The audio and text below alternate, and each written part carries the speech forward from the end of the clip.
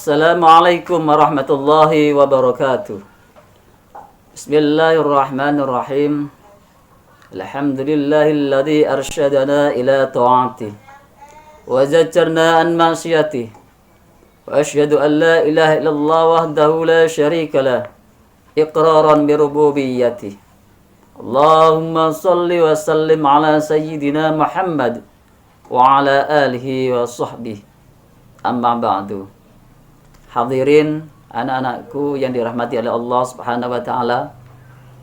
Sampai berjumpa kembali dalam pengajian kita Wasiyatul Mustafa secara online.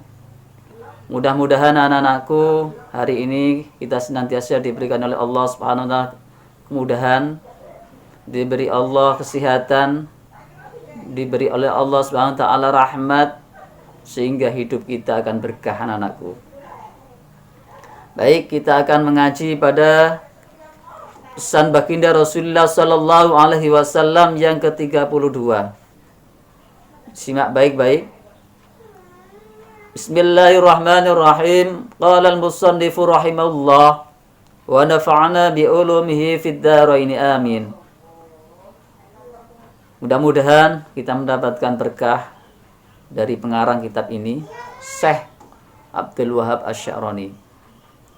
Bismillahirrahmanirrahim. Ya Ali yuhe Ali, utlubil khaira, nupriyo sira ing kebagusan, carilah kebaikan, inda sobahil wujuhi,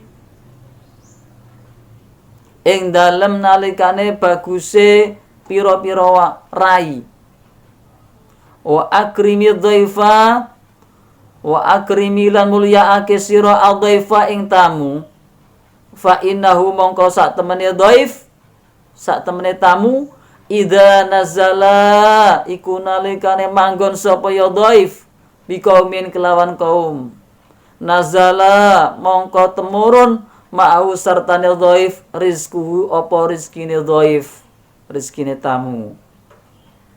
Wa idar tahala nalikane budalan sapa ya dhaif, irtahala mongko budal sapa dhaif bidunubi kelawan pira-pira dosane ahlil manzili wong kang duwe omah, fayulkiha mongko buang sapa dhaif ing dosa fil bahri ing dalem segara.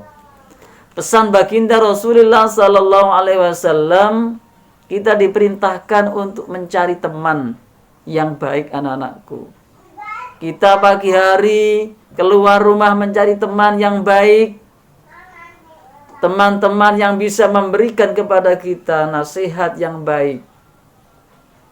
Nah, kemudian kita juga diperintahkan oleh baginda Rasulullah SAW untuk menghormati tamu. Karena tamu-tamu kita, tamu yang datang ke rumah kita, menurut baginda Rasulullah SAW, idza nazala biqaumin nazala ma'au rizquhu. Jika seorang tamu itu turun dari mobilnya, turun dari kendaraannya, atau mampir ke rumah kita, maka tamu itu akan membawa rizki. Ya kan? Coba aja, ada orang yang bertamu dari Jakarta ke rumah kita, paling tidak minimal dia akan membawa oleh-oleh. Itu contoh kecil saja. Andaikan dia tidak membawa oleh-oleh, nah, dia akan membawa informasi. Kalau dia tidak membawa informasi tentang bisnis misalkan, nah, dia akan mendoakan kebaikan kepada keluarga kita. Nah, jika tamu itu pergi pulang dari rumah kita, beranjak pergi dari rumah kita keluar, nah, menurut baginda Rasulullah sallallahu alaihi wasallam, tamu-tamu itu pulang akan membawa dosa-dosa kita, dosa-dosa keluarga kita. Kemudian dosa-dosa itu akan dibuang di laut, fil bahri, di laut. Itulah anak-anakku, maka kita sebagai seorang muslim yang baik seharusnya dan sepatutnya menghormati semua tamu yang datang ke rumah kita. Nah. Baik, kita lanjutkan pada pesan baginda Rasulullah yang ke-33. Rumah yang tidak akan dimasuki oleh malaikat. Anak-anakku, ada rumah yang tidak akan dimasuki oleh malaikat. Padahal rumah yang baik adalah rumah yang senantiasa dimasuki oleh malaikat. Nah, kalau ada rumah yang tidak dimasuki malaikat, maka yang masuk selain malaikat, ya ini yang mengkhawatirkan, jin dan setan, anak-anakku. Bismillahirrahmanirrahim. Ya Ali Ali, lam tadkhulil malaikatu, ora bakal melebu al malaikatu sapa malaikat baitan ing omah fihi kang iku ing dalam bait, ing dalam rumah, tasawiru utawi pira-pira gambar, au tamasilu utawi pira-pira patung, au akun utawa wong kang wani liwalidahi mare wong tuane wong, au baitun utawa omah la yadkhuluhu kang ora mlebu ing omah dhaifun apa tamu. Jadi rumah yang jarang ada malaikatnya, rumah yang tidak ada malaikat masuk ke rumah itu adalah yang pertama adalah rumah yang ada gambar-gambarnya, gambar-gambar hidup, makhluk hidup. Misalkan ada gambarnya, ada gambar orang, lukisan orang-orangan, makhluk hidup. Nah, itu yang tidak dimasuki oleh malaikat. Kalau gambar-gambarnya abstrak, tidak apa-apa. Tapi gambar yang bernyawa, itulah yang tidak dimasuki oleh malaikat. Ya, rumah yang kedua yang tidak dimasuki oleh malaikat adalah rumah yang ada patungnya. Jadi anak-anak, rumah kita sebisa mungkin kita jauhkan dari patung-patung. Kalau ada patung-patung mending tidak usah. Disimpan di gudang atau disimpan di tempat yang lain saja. Agar malaikat mau masuk ke dalam rumah kita.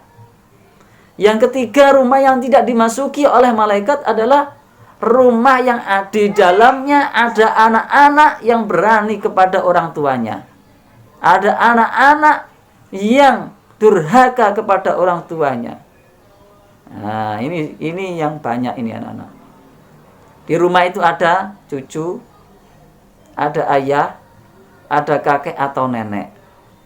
Biasanya salah satu ada yang berani kepada orang tuanya. Entah cucunya berani kepada ayahnya atau ayahnya berani kepada kakeknya.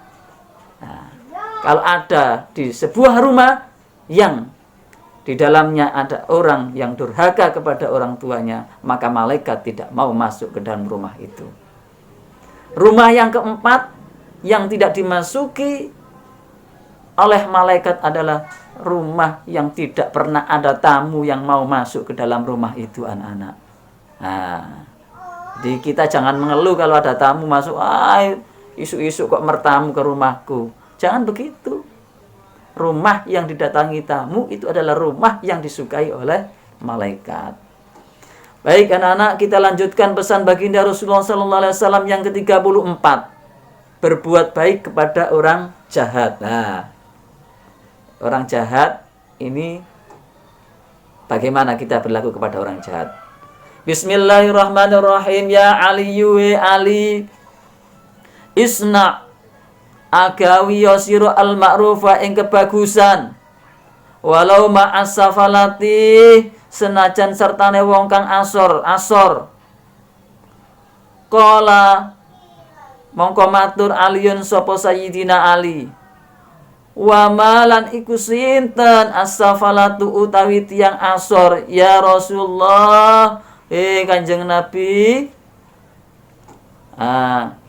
Kanjeng Nabi berpesan kepada Sayyidina Ali, berbuatlah baik kepada orang yang rendahan. Kemudian Sayyidina Ali bertanya kepada Kanjeng Nabi, siapa sih orang asor, orang rendahan itu? Kanjeng Nabi dawuh, qala dawuh sapa Kanjeng Nabi, alladzi yaiku wong idza kang nalikane dituturi lam yatta'id mongko ora gelem nerima pitutur, wa idza zujira lan nalikane den cegah sapa alladzi lam yanzajir mongko ora kapok sapa alladzi wala yubali dan ora merduli sapa alladzi bima kelawan barang qala kang ucap sapa alladzi wa malan barang kila kang den ucapake apa ma ing alladzi. Wong orang yang dianggap rendah, orang yang dianggap asor, orang yang dianggap hina ini adalah orang-orang yang ketika dikasih nasihat dia tidak memperdulikan. Orang-orang yang tidak mau menerima nasihat kita, bahkan dia acuh tak acuh, bahkan mencela. Nah, ini kita tetap diperintahkan oleh Kanjeng Nabi Muhammad SAW untuk memperbaiki. Nah, bagaimana kisahnya Rasulullah SAW dengan seorang Yahudi yang buta yang sangat membenci beliau? Luar biasa anak-anakku. Bagaimana perlakuan Kanjeng Nabi Muhammad SAW ketika mau salat jamaah di depan rumahnya dikasih duri? Bagaimana Kanjeng Nabi ketika mau berdakwah diludahi, dilempari batu? Baginda Rasulullah SAW tetap mendoakan, Allahumma hdi qaumi fa innahum la ya'lamun. Ya Allah, berhidayah kaumku, mereka belum mengerti. Hidayah. Malah Kanjeng Nabi mendoakan supaya kaumnya diberi hidayah. Begitu juga kita anak-anakku, kalau kita memberikan nasihat kepada orang, memberi nasihat kepada bawahan kita, memberi nasihat kepada anak buah kita ketika nanti sudah bekerja, tidak didengarkan. Nah, terakhir satu-satunya adalah kita doakan supaya diberi hidayah oleh Allah Subhanahu wa taala. Baik anak-anakku, demikian pengajian pada hari ini, mudah-mudahan bermanfaat, disertai hidayah oleh Allah Subhanahu wa taala, menjadikan kita semuanya menjadi orang-orang yang taqwallah, orang-orang yang senantiasa dicintai oleh Allah Subhanahu wa taala. Tetap semangat berpuasanya, jangan lupa beribadah di rumah. Kurang lebihnya mohon maaf anak-anakku apabila ada salah kata, salah ucap. Hadanallahu wa iyyakum ajmain. Wallahul muwaffiq ila aqwamit thoriq. Wassalamualaikum warahmatullahi wabarakatuh.